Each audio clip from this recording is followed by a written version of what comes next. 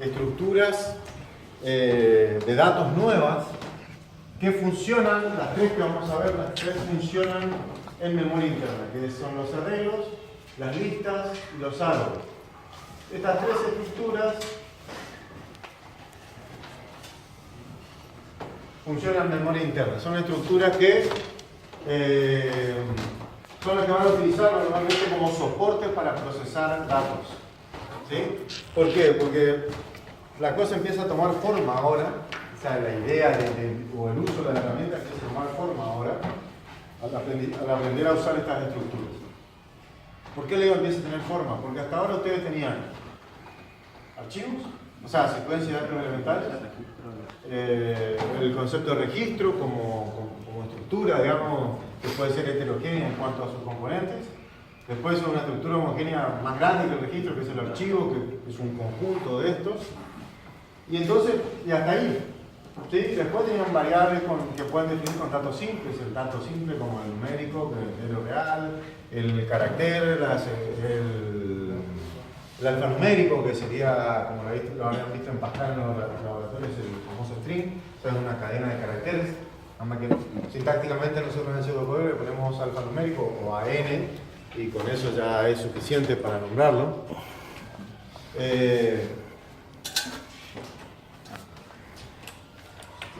Y cuando tenían que utilizar pequeñas porciones de datos o agrupar pequeñas porciones de datos, como guardar una palabra, como tuvieron que haber hecho seguramente en algún pasaje de la práctica, en la secuencia de datos elementales, o secuencia de texto, o secuencia de caracteres.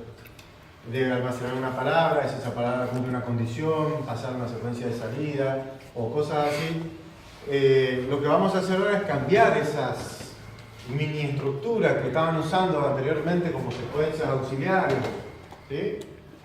A estructuras como esta que son recién en memoria interna, por ende son mucho más rápidas de acceder y tienen mucho más flexibilidad. Obviamente cada una tiene sus características, pero basadas en esas características tienen sus ventajas y desventajas, y por ende al tener ventajas y desventajas va a servir más una que otra en un escenario. Entonces, la idea es trabajar sobre estas estructuras nuevas. Las que más van a ver y en la práctica van a trabajar son los arreglos y las listas. Árboles, le ponemos así una raya, digamos, se ve algo en la práctica, pero no de implementación, o sea, no vamos a crear un árbol porque no está dentro del ámbito, o sea, del contenido de la cátedra.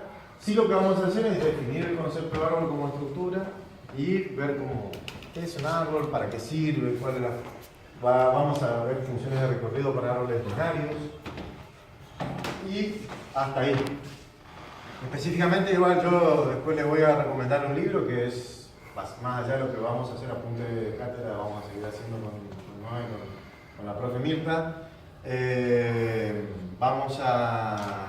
Les voy a recomendar un libro que me parece que está muy bueno, que está inclusive todos los ejemplos están en pseudocódigo y que va más allá de lo que vemos en la cátedra, pero incluye todo lo que vamos a ver, más inclusive el día de mañana si quieren hacer implementaciones, les enseña cómo hacer algoritmos para creación de árboles y cosas así.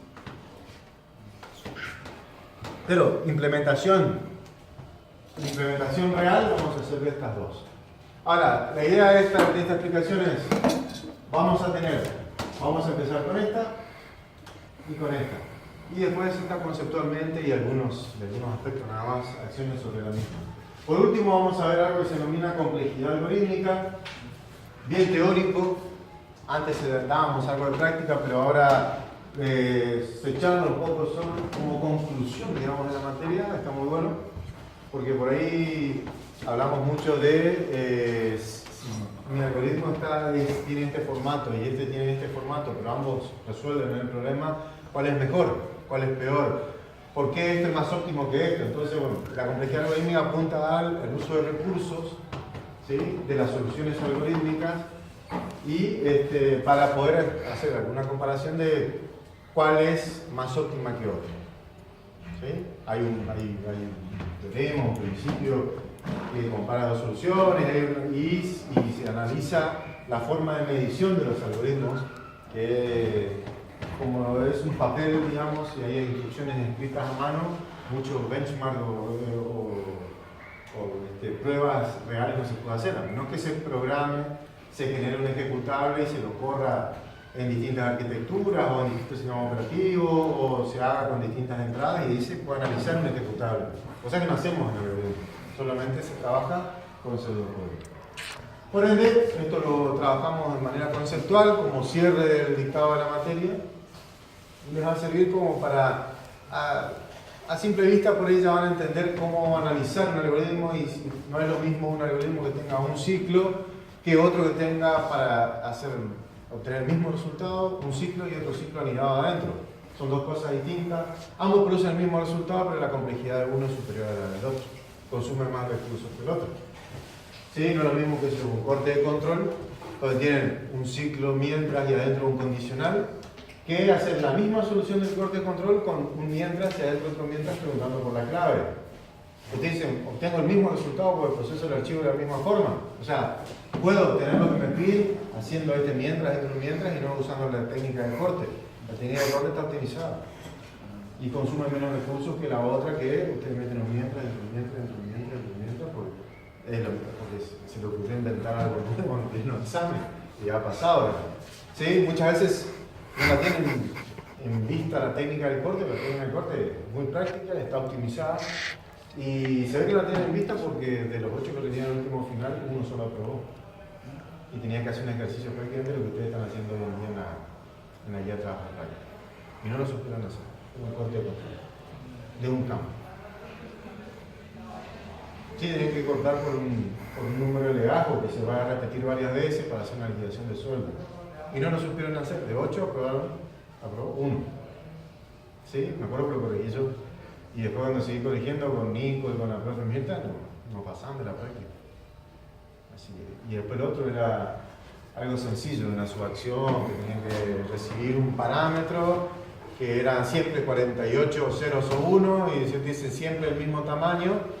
Entonces ahora cuando empiecen a ver estas nuevas estructuras se dan cuenta, ¿por qué no podemos si es una longitud fija conviene esto, si es longitud variable conviene esto? Bueno, ahora vamos a ver esas cosas, todavía no las saben. Pero fíjense que el no tener presente la técnica de corte llevó a estos chicos a no hacer un ejercicio que era un ejercicio de guía. Lo tienen en una guía, similar a eso tienen una guía 2 o 3, pero fácil. Y yo sé que hay base de datos con exámenes finales, base de datos con... Pero está bueno, o sea, tener un compilado de exámenes está piola porque uno se va preparando y conoce la complejidad de un examen. Depende del profe, puede armar o no un examen nuevo, tomar uno de los que existía antes. Si toma ese, también tiene que ser muy sortudo, debemos tener justo el día de ayer. El mismo que yo vi, o sea, pero bueno. Los profes definen eso, digamos. De todas maneras, normalmente siempre se hacen variantes de los exámenes, cosas que no se sacan idéntico al anterior o se hace una nueva temática. Pero bueno, a lo que voy es, fíjense lo que es aplicar una técnica, tener en claro una técnica y saber usarla en el momento adecuado, que si explayaban la técnica de corte y hacían 2 o 3 cosas, el ejercicio estaba resuelto. Y se fueron a un análisis, banderas y recontrarremil banderas y variables testigos y falsos y verdaderos. Y era un corte. Y nadie me preguntó, profe, ¿un corte? Sí, dale, ¿me estaban preguntando? Dale. Y no, nadie se levantó a preguntar. ¿Qué digo yo que tienen que hacer ustedes en los exámenes? Si no entienden lo que tienen que hacer, preguntar. Lo mismo pasa en la vida real, acuérdense siempre. No comen si no preguntan, no comen si no resuelven el problema. Me pasa a mí en la vida real. Vos me estabas bebiendo tal proyecto, dijiste que iba a hacer, tal cosa dijiste que iba a hacer, y si no hago, no cobro. No se cobra. Así que, por más razón, muchachos, tienen que saber qué es lo que tienen que hacer, y si no preguntan, se quedan con esa supuesta esa comprensión. Bueno, algunos quizás ya creen que entienden y ya lo hacen, bueno, eso lamentablemente por ello es falta de práctica. Pero lo que tiene algoritmos de complejo para ustedes es que a veces el examen se toma sobre un escenario del cual ustedes no conocen. ¿No es cierto? Pero no saben de todo. No saben de lo que es un sistema de gestión administrativo, contable, de pasaje, de hotelería, de, no sé, de impuestos. Bancario. Nos ponemos a ver cuestiones de redes sociales, de seguridad, de protocolos de redes. No saben todas esas cosas. ¿Pero qué es lo que tienen que aprender a hacer? Preguntar. Exacto. y lograr abstraerse.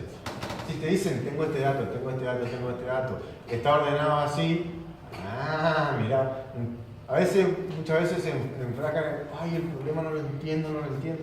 Empiezan a sacar el problema. ¿Qué tienen? Un archivo, otro archivo, acá tengo esto. ¿Qué me falta para armar acá? ¿Qué puede ser esto? ¿Cómo está ordenado? Bueno, ¿qué hacer? ¿No se sabe? Eso se va preguntando con el tiempo. ¿Sí? Después saben el día de mañana que programen algo, que desarrollen algo, que diseñen algo, lo van a hacer con un cliente, lo van a hacer para alguien y esa persona le va a estar alimentando información a ustedes para que ustedes diseñen algo a medida de lo que necesita esa persona. Algo es similar, un examen es parecido. Pero bueno, volvamos a esto. La complejidad algorítmica es eso. Que ustedes salgan con un concepto de análisis de los algoritmos que plasmen en un pseudocódigo, en un papel, digamos, y puedan, mediante alguna técnica que la vamos a ver ahí, analizar estimativamente el tiempo que puede tardar. En realidad lo que se obtiene de ese análisis son funciones en el tiempo. Y basado en la función que se obtiene, matemática, eso sí lo tienen que, ya seguramente van a manejar mejor porque ven análisis ya a esta altura. Si es una función constante, lo mejor, si es lineal de tal forma, si es exponencial es otra, logarítmica, etc. Si hay varias funciones que resultan, pero como no tienen que hacer la práctica, yo les comento cómo es y les enseño algunas cuestiones y conceptos y hasta ahí llegamos en esa unidad. Antes se tomaba práctica sobre eso, pero después lo dejamos hacer para todo, porque hay una materia específica de complejidad algorítmica. O sea, esto es más introducción y después tienen desarrollo en esa materia, si no es en segundo o tercero. Bueno, ¿por qué le hago la salvedad de que estas estructuras son de memoria interna? Porque quiero que se les meta en la cabeza y la idea de que son las estructuras más óptimas para dar soporte al proceso de los datos y no que estén usando estructuras de memoria externa como soporte. Sí pueden usar estructuras de memoria externa como repositorio de datos. Eso es un archivo, es una secuencia de caracteres, una secuencia entero. Eso sirve como ingreso para ustedes, ¿sí? Como origen del dato. Pero si yo tengo que hacer un cálculo, almacenar información temporal, guardar un grupo de datos que es un subconjunto de ese conjunto que estoy tratando, las mejores estructuras son estas. Son las de memoria interna y se resumen en estas tres. Después tienen variantes, cada una de estas tiene variantes. ¿Sí? Ahora vamos a ver cuáles son, digamos. Pero estas tres que están acá son las estructuras de soporte. Cuando empiecen a aprender esta, usted tiene que desprenderse de la cabeza la idea de usar una secuencia como estructura de soporte. Eso es lo que venían haciendo en la práctica, de usar una secuencia auxiliar para almacenar una oración, una palabra o algo. No se va a usar más, no lo tienen que usar más y tienen que empezar a usar esto. Es lo más óptimo. Es más, cuando programen y desarrollen cosas el día de mañana, estas van a ser sus estructuras de soporte. Van a almacenar algo en memoria interna, lo van a usar en una red, en una lista, en un árbol, lo van a trabajar y después, eventualmente, si el dato que tienen ahí tiene que perdurar más allá del tiempo de ejecución, ¿a dónde va? Al archivo, afuera. ¿Sí? Se lo almacenan en una secuencia experimental, se lo almacenan en un archivo de registro, lo que sea. Mientras esté en proceso, en ejecución, usamos esto, más todas las otras cosas que ya sabemos. Variable con datos simples, variable de tipo registro, ¿sí? Más esto ahora. Todo eso va a ir a la memoria interna y vive mientras viva el algoritmo. Llegó al fin de acción y esto se va. Desaparece, es inaccesible, no se usa más porque no se puede utilizar. Esto depende de la ejecución del algoritmo. Que leíamos el archivo y se convertía en uno de esos. Claro, cuando veamos árboles les voy a hablar sobre el tema de la organización indexada. Vamos a tocar un poquito porque se acuerdan que la organización indexada tenía el área de índice y el área de datos. Y el área de índice yo se lo mostré como un archivo secuencial que tenía una clave y una dirección física donde estaba el registro real. ¿Se acuerdan que eran dos sectores? El área de índices se transforma en esto. Fíjense que sale el área de índice de ser un archivo secuencial, se carga en un árbol y se procesa como soporte en un árbol. Cuando se cierra el archivo, este árbol se transforma en un área de índices nuevo, que es un archivo secuencial nuevo, con todos los registros actualizados y las demás cosas. Pero eso por ahí es transparente, para ustedes es una cuestión de conocimiento nada más. Ustedes al archivo indexado lo van a usar, van a acceder a un registro, van a hacer una lectura dinámica o no, van a acceder puntualmente o directamente a uno, o van a hacer un recorrido secuencial lógico, como se llaman en los indexados. Pero no ven esto, no tienen que manipular un árbol, eso lo hace solo el sistema operativo. O mejor dicho, quien administre los archivos va a hacer esto, ¿sí? El soporte de archivos. Bien, de estas tres, cada una tiene sus características. Específicamente vamos a trabajar y empezar desde la semana que viene a tratar con los arreglos. Como primera característica es de la memoria interna. Como bien les dije, y eso, ¿por qué insisto con esto? Porque tienen que darse cuenta que esto persiste, o sea, se utiliza. Como van a ser variables todas, se puede modificar en tiempo de ejecución, ¿sí? O sea que se crea, se utiliza y se destruye cuando termina el algoritmo. La ejecución del algoritmo. Vive mientras el algoritmo viva, mientras haya acciones por ejecutar. Cuando se llega al fin de acción, por más que ustedes no lo borren, nada, directamente se libera. O sea, si después esa acción creó un arreglo, lo llenó de datos lindos y procesados, ¿sí? Y ese dato tenía que pasarle a otra acción para que haga otro trabajo, y ustedes no lo pasan o no lo almacenan en un archivo o no se lo pasan como un parámetro, que sería la otra alternativa, termina la ejecución de este algoritmo que es lindo, divertido, digamos, un lindo arreglo. ¿Qué pasa en ese arreglo? Se pierde. Pasa en los denunciados inclusive, porque varias veces hablé con los profes de práctica, que tenemos que cambiar, porque a veces explícitamente no se dice que se muestre el contenido del arreglo que se acaba de generar. Pero todo algoritmo, ¿cómo tiene que hacer? Entrada, proceso y salida.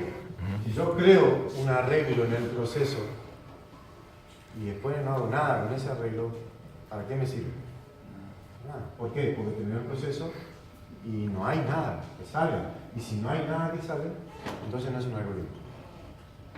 ¿Está? Acuérdense siempre que todo algoritmo tiene que brindar una salida. La salida puede ser impresa, puede ser por pantalla, puede ser crear un archivo que va a perdurar. Esa es una salida. O sea, el algoritmo tiene que dar una salida, si no, no es un algoritmo, no produce ningún resultado. Por ende, bueno, primer característica de los arreglos es la memoria interna.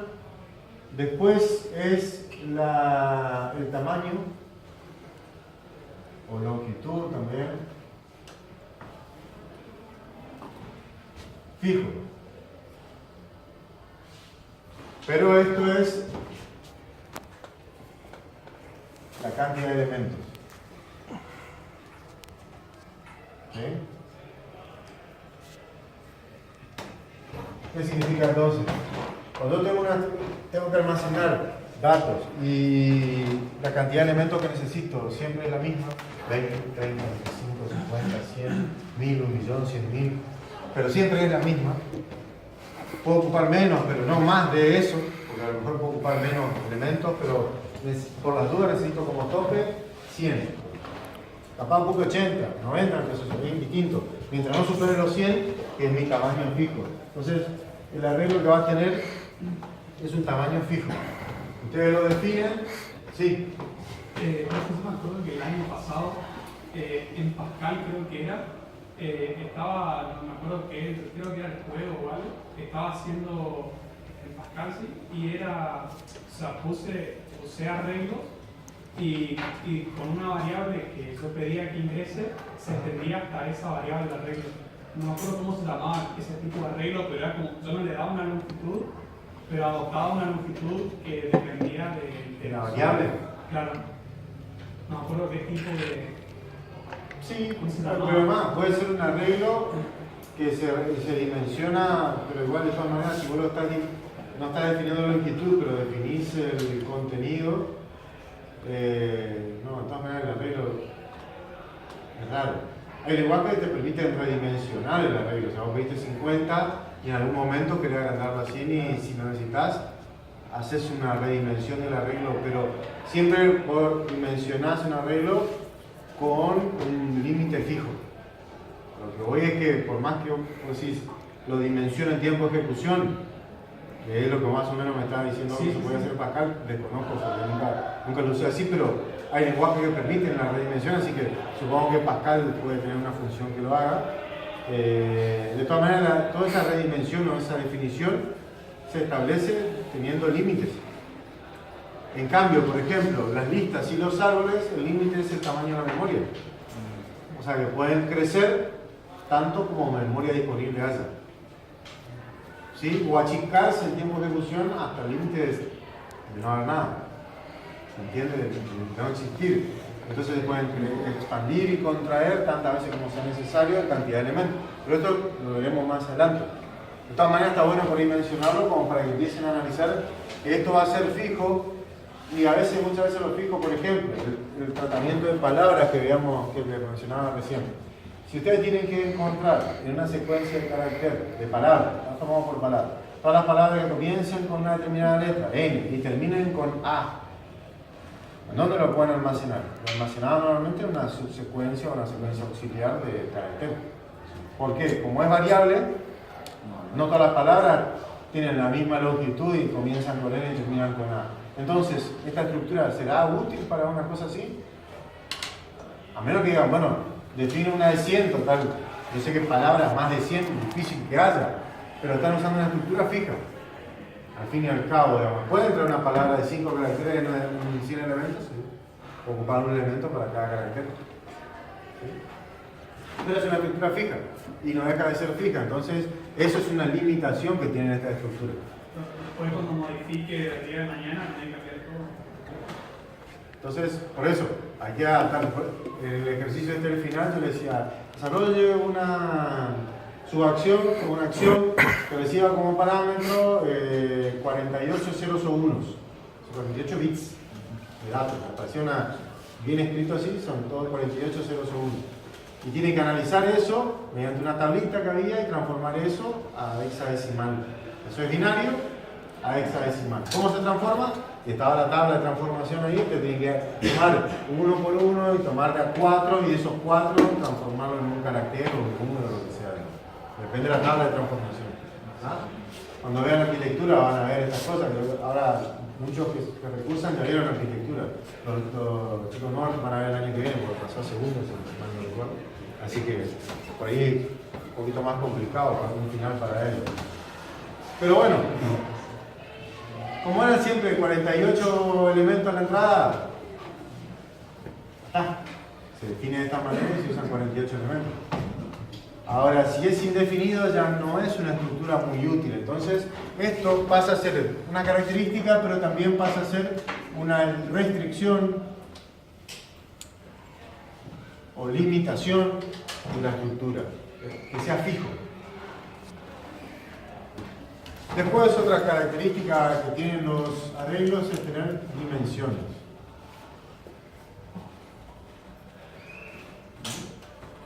Esto es lo que repasamos la semana que viene. ¿Está? ¿Qué es la dimensión? Es el dato que me va a ayudar a ubicar un valor dentro del conjunto. ¿Está? Entonces, si yo tengo un arreglo que tiene una sola dimensión, yo con un valor específico puedo ubicar a un elemento dentro de ese arreglo. ¿Está? O sea, necesito el dato, esa dimensión me va a dar la ubicación de un elemento. Si tengo un arreglo de 2 dimensiones, necesito 2 valores para ubicar un elemento dentro del conjunto. ¿Me van siguiendo? Si tengo 3 dimensiones en mi arreglo, necesito 3 valores para ubicar. Es como la clave, vendría a ser como la clave de los registros.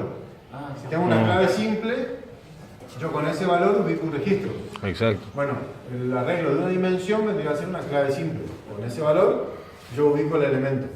Como las coordenadas. Claro, exactamente, como si fuera una coordenada. Nada más que la dimensión será, con una sola es una coordenada de 1, o sea, es una posición.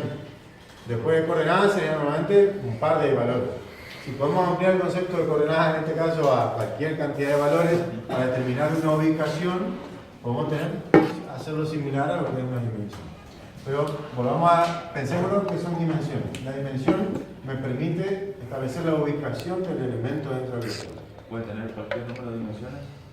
N dimensiones. Perfecto, ¿Sí? una Puede clave. ser 1, la básica, y después 2 o más. Cuando tengo una sola dimensión, a este se le llama vector. Y cuando tengo más de una dimensión, se le llama matriz. ¿Está? Ese es el nombre, digamos, más práctico. Digamos, a nivel de práctica, todos son arreglos, pero cuando tengo un arreglo con una sola dimensión, le vamos a llamar vector. Y más de uno, para que me explique que se note mejor, es una matriz. La idea es que, otra cosa, que no les dije, todas estas son similares al archivo, en cuanto a que todos los elementos son homogéneos. Un dato más. Igual lo repito la clase que viene. Pero esa es una particularidad. Son similares al archivo en ese aspecto. ¿Sí? Todos los elementos son del mismo tipo. O sea, definen un tipo y todos los elementos son de la misma forma. Si definen que el conjunto es entero, todos son enteros. Si es un registro, todos son registros. Puede haber arreglos de enteros, arreglos de caracteres, arreglos de alfanuméricos, arreglos de registro. Ningún problema. Arreglos de arreglos, también. Pasa que no tiene mucho sentido si puedo implementar una matriz. Aquí es un arreglo de arreglos. Pero se puede dar. No en la práctica, no lo hacemos. A lo que voy es que se puede utilizar como tipo del elemento, como tipo de dato del elemento, cualquier dato que hayamos visto, excepto los de memoria externa, que no tiene sentido, puesto que si esto es memoria interna, no voy a meter un archivo dentro de un elemento, un vector. ¿Ah? Es una cuestión de uso nada más. ¿Alguien sabe cómo se llama para intentar crear una regla en Pascal? La palabra mágica es array. Array. Para empezar, la volver de qué hace. ¿Sí? El famoso array. La palabra mágica en Pascal se utiliza el nombre. Van a empezar a 2 puntos y yo viene la palabra mágica, array, entre corchetes y las dimensiones, of, y acá viene el tipo del elemento. No, ya se han dado cuenta cómo se va a definir el pseudocódigo también. ¿Sí? Ve array, ¿qué va a hacer? Arreglo. Y después, pero por eso no me quiero adelantar, pero por ahí quería ver en Pascal y va a empezar a implementar, así que el tipo sería integer, real o un récord. Si definís un récord antes, también puede ser un array de registro. Pero bueno, eso es un poco lo que vamos a ver. Acuérdense, sobre esto después voy a traer ya una presentación con la definición, el uso, algunos ejemplos gráficos para que vayan viendo. ¿Cuál es la idea? ¿Por qué estas estructuras de soporte? Son estructuras que tienen, acuérdense, ventajas y desventajas, que obviamente esas son sus características, y esas ventajas y desventajas ustedes van a tener que evaluar al momento de cuál uso, o sea, de definir qué usan, cuál de estas estructuras usan como soporte. ¿Está? Para problemas básicos, lineales, donde las estructuras son lineales, como los archivos, como las secuencias, o mismo, bueno, también podemos tener datos, que eso estoy haciendo una estadística, o estoy haciendo una encuesta, son cosas que se pueden trabajar de manera lineal, digamos, donde tengo elementos contiguos física o lógicamente, se usan estas estructuras. Esta es muy particular, porque es una estructura que se implementa de manera recursiva. Para esto, antes de ver esto, tenemos que conocer en qué consiste la recursividad. Y cuando veamos eso, ahí vamos a ver esta estructura. Porque es muy particular. La del árbol. Si yo les hago un dibujito de lo que es un arreglo, un arreglo puede ser esto, dibujado. ¿Sí? Donde tengo celdas, elementos, tengo un nombre y después tengo elementos. O puede ser así. No se ve bien acá. Sería así. tengo celdas y acá tengo, bueno, tengo este se va a llamar B, pero acá tengo que tener este dato y este dato para ubicarlo. Acá si no tengo que tener uno solo. ¿Eso estaría ubicado dentro de un registro, digamos? ¿Sería como No, un esto es campo? un arreglo. Vos lo definís y esto es un conjunto de elementos. Ahora, si vos definiste que el tipo es entero, acá tengo enteros. Claro, pueden. Y son variables. Puedo Nada más que guardar están el- todas juntas. Claro. Y se las encuentra por ubicación, por posición. Y eso te lo da. La dimensión. En cambio, por ejemplo. Esa sería una sola dimensión en la una A. lista es así, por ejemplo. Aunque no lo veamos ya. Voy a tener nodos que van a tener vínculos a otros nodos hasta que termine. Y esto puede crecer tanto como necesita o cuantas veces. ¿Está? En cambio, el árbol es así. Por ejemplo, un árbol común, binario. Binario, bueno.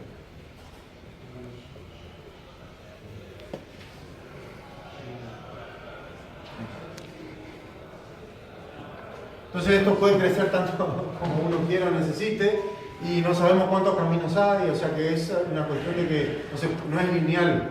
Entonces tengo que utilizar algoritmos particulares para trabajarlo. ¿Está? Pero es una estructura muy poderosa y más soporte a archivo. Se lo utiliza para soporte de ese tipo de estructura que es muy necesario. También estas son más fáciles de implementar, ambas. Esta es más fácil que esta, inclusive las arreglo que la lista.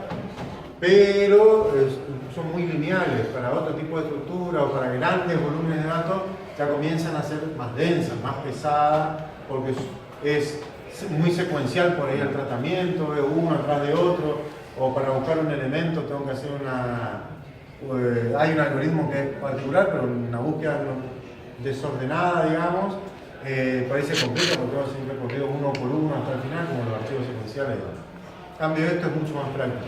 Para grandes volúmenes de datos, el árbol es una de las estructuras de soporte más buenas. Profe, y supongamos que un arreglo tiene 48 espacios, por ejemplo, un arreglo de carácter. Sí, Yo cuando voy ingresando, ponele que ingrese 40 caracteres, no 48, voy ingresando secuencialmente de uno al lado del otro. O sea, va a depender de la posición que vos le indiques. Viste que vos vas ingresando con un leer, por ejemplo, ¿sí? O una asignación de una variable y asignás. Vos vas a asignar siempre dentro del arreglo, depende a la posición que indiques. Porque le puedo asignar a este un dato y después le puedo asignar a este si quiero. O después puedo asignarle a uno del medio. No es que siempre tengo que asignar secuencialmente. Por eso no me quiero adelantar mucho en tema porque la idea era presentar un poco todas las estructuras hoy y hablar un poco de esta. Después cuando veamos lista, retomamos un poquito de esta y la comparamos con la lista. Y después cuando empecemos a ver árboles, ahí van a ver que es bastante distinto. O sea, no, salvo detalles del dinamismo entre esta y esta, no hay. El resto es bastante distinto. Y cómo se define es bastante parecido también. Pero fíjense que el uso, esto es una cosa lineal y esto es arbórea. ¿Sí? Entonces es un árbol donde hay una raíz y después empiezan a tener ramas. Y esto puede tener tanto desprendimiento, o sea, inclusive esta puede quedar acá y esta puede crecer para aquel lado, digamos, para la izquierda o la derecha. Y esta es la más simple, puede haber de grado 3, de grado 4, que son la cantidad de hijos que pueden tener. Igual nosotros trabajamos sobre árboles binarios, nada más que son lo más simple. ¿Está? Pero acuérdense, no van a crear esto. Vamos a ver ejemplos y van a hacer recorrido más que nada, otra cosa no se hace. ¿Sí? Y dibujar árboles también. Algunos árboles basados en expresiones matemáticas. Pero un poco la idea era esta, la de la clase de hoy, presentarles lo que vamos a ver. Vamos a trabajar sobre estructuras que desde ahora en más tienen que ser subestructuras de soporte. A medida que lo van aprendiendo, son las estructuras con las cuales ustedes van a trabajar en sus algoritmos para almacenar datos temporalmente. O sea, hasta ahora tenían variables simples, un número, un carácter. Y si necesito 20 variables en mi solución y son 20 enteros, es mucho más fácil manipular un conjunto de 20 enteros que manipular 20 variables por separado. ¿Me siguen, no es cierto? ¿Cuál es la idea? Es mucho más tedioso manipular 20 variables con nombres distintos porque tengo que hacer referencia a eso, a tener un conjunto de 20 elementos que los puedo usar como variables y la diferencia entre uno y otro, ¿cuál es? Es la posición que ocupan dentro del conjunto. Entonces es más fácil manipular esa cantidad en el conjunto que tenerlas por separado. Acuérdense porque es memoria interna y es en tiempo de ejecución, es lo mismo tener este vector de 1, 2, 3, 4, 5, 6, 7, 8 elementos que 8 variables por separado de tipo entero. Es la misma cosa. Puedo obtener el mismo resultado. Pero ¿qué pasa? La forma de manipular eso se puede convertir mucho, un código mucho más simple trabajando de esta manera que todas las variables por separado. Porque ahí tendría que tener montones de condicionales. Claro, suprimo todas esas estructuras condicionales, digamos. Un montón de cosas que van a suprimir preguntando por los nombres de las variables, preguntando por los valores, haciendo un análisis de la variable y cuál es. En cambio con esto usan por posición y saben que la posición 1 cuenta, no sé, en naranja, la otra pera, manzana, listo. Y uno arma el conjunto y usa los elementos por posición. Esa es la idea. Bueno, esta es un poco la introducción a lo que vamos a ver en el semestre. Los espero el jueves que viene, espero que vengan todos ya. Yo sé que no vinieron mucho porque era una duda la clase de hoy. Yo de todas maneras quise venir porque sabía que algunos iban a venir y otros no. Y era un poco dar la introducción. Nos metemos en tema de lleno en la clase que viene. Y estén atentos a cualquier mensaje que haya con respecto al tema de asistencia, paro y demás cosas, porque no se sabe. Mañana los vuelvo a invitar a las 6:30 de la tarde acá afuera. Va a estar fresco, pero vamos a hacer el aguante porque bueno, se va a leer lo que les dije, hay una disposición del decano con respecto a la situación de la universidad y lo que está pasando hoy en día con el tema docente, más que nada la recomposición salarial. Así que si pueden, si les interesa venir y saber, van a estar todos los profesores, van a ser, seguramente muchos de los profes ya ahí van a hablar y van a tener alguna postura con respecto a la semana que viene. Así que ahí ya de paso pueden estar sabiendo cómo viene el panorama. ¿Sí? Así que bueno, por hoy ya está, nos vemos el jueves que viene. Si no hay ninguna cosa rara, ningún mensaje que hay paro, que no se sabe, bueno, se dicta normal la carga. Vengan, súmenlo lo que faltan porque yo arranco con todo. Metemos con arreglo y ya, porque los profes de práctica ya van a querer temas nuevos para empezar a darlo. Esto es todo lo que vamos a ver en segundo semestre, digamos. Arreglo, lista y árboles. Arreglo, listas, árboles y complejidad. Listo, profe. Gracias.